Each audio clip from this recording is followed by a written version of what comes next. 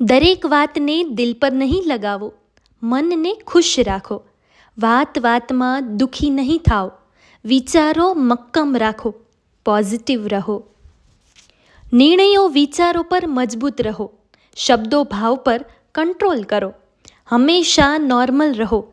સંભાળવું, સાંભળવું અને સમજવું જરૂરી છે. વિચારોનો મતભેદ થતો હોય તો ખુલાસો કરો. વ્યક્તિ પ્રત્યે રોષ કે ગુસ્સો નહીં, પણ સમજાવટથી કામ લ્યો. થોડી ધીરજ કેળવો, સમય આપો અને વિશ્વાસથી કામ લ્યો. વાદ વિવાદમાં ઉતરવું નહીં, વાતને જલ્દી પતાવતા શીખવું. પરિસ્થિતિ બદલવા પ્રયત્ન કરવા. સંબંધોમાં નજીક રહેવા, કેરિંગ અને શેરિંગ કરતા શીખવું. નેગેટિવ તો આવતા હોય તો બંધ કરવા પ્રયત્ન કરવા.